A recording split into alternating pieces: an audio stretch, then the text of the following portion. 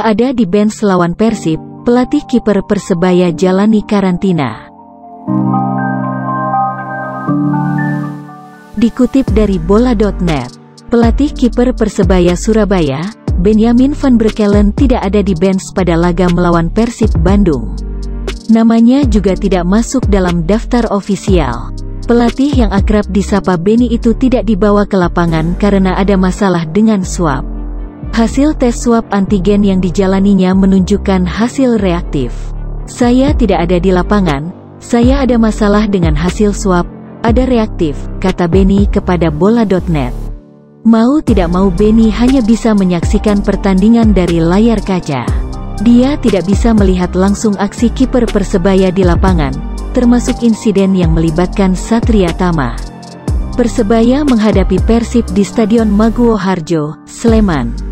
Pada laga tersebut, Green Force julukan Persebaya kalah dengan skor 3-2 dan gagal lolos ke semifinal. Karena hasil swab reaktif, Beni mengaku langsung menjalani karantina mandiri. Pelatih berdarah Belanda tersebut saat ini berada di Surabaya. Saya masih karantina, saya di Surabaya, imbuh mantan pelatih kiper pelatih timnas wanita Indonesia tersebut. Menurut Beni, tidak ada gejala yang dirasakan. Namun saat tes swab dia memang sempat flu. Nanti tanggal 14 April, saya diswab ulang, tandas pria yang juga pernah menjadi pelatih kiper Persela Lamongan tersebut.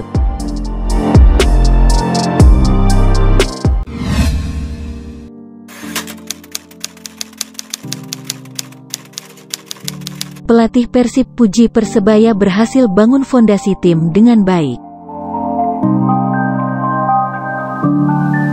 Dikutip dari jawapos.com, tiket semifinal memang gagal diraih Persebaya Surabaya. Namun, penampilan Rahmat Irianto dan kawan-kawan patut diacungi jempol. Bermain dengan amunisi full lokal, skuad Green Force bisa mengimbangi kontestan lain yang diperkuat pemain asing dan naturalisasi. Bahkan, pelatih Persib Bandung Robert Rene Alberts pun memuji skuad Persebaya. Menurut mantan pelatih PSM Makassar itu, Persebaya sudah berhasil membangun fondasi tim dengan baik. Mereka punya pemain U23 yang luar biasa, berkualitas, mau kerja keras, dan bermain dengan rasa bangga. Saya mengucapkan selamat kepada Persebaya, papar Alberts. Pelatih Persebaya Aji Santoso juga menyatakan puas dengan hasil selama Piala Menpora. Pemain saya bermain fantastis. Full lokal melawan Persib yang full tim dengan pemain asing skuadnya, justru bisa tampil menekan, ujarnya. Dengan kualitas full lokalnya, Aji sudah tidak bingung untuk mencari pemain lokal baru. Kalaupun cari, harus pemain muda dengan kualitas di atas rata-rata. Di luar itu tidak akan saya ambil, ucap dia. Setidaknya sama atau melebihi kualitas Marcelino Ferdinand. Menurut Aji, adik kandung Octavianus Fernando itu menunjukkan kualitas luar biasa meski usianya baru 17 tahun. Dan ketika melawan PSS juga bagus. Mentalnya juga bagus, ungkapnya. Aji menegaskan hanya butuh tambahan pemain asing menuju Liga 1. Setidaknya masing-masing satu pemain untuk posisi depan, tengah, dan bek. Kalau dapat pemain asing berkualitas, insya Allah kami akan berbicara banyak di Liga nanti, tegasnya.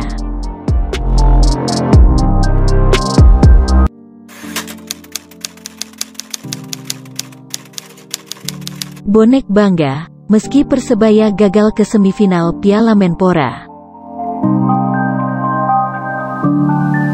Dikutip dari bola.com, Persebaya Surabaya banjir pujian setelah bertanding melawan Persib Bandung dalam perempat final Piala Menpora 2021.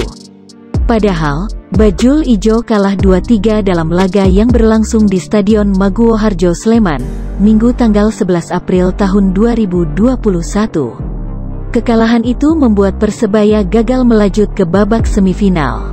Tapi, Bonek, supporter Persebaya, tetap menyanjung penampilan yang ditunjukkan oleh Rahmat Irianto dan kawan-kawan. Dalam duel bertajuk Perang Dulur itu, tim asal kota pahlawan itu babak belur di babak pertama dengan langsung tertinggal 0-3 lewat Ezra Walian di menit 1, Wander Luiz dan Nick Kuiper. Lebih sial lagi, Kiper Satria Tama mendapat kartu merah di injury time babak pertama. Jujur saja, harus diakui bahwa selama babak pertama penampilan Persebaya sangat di luar harapan.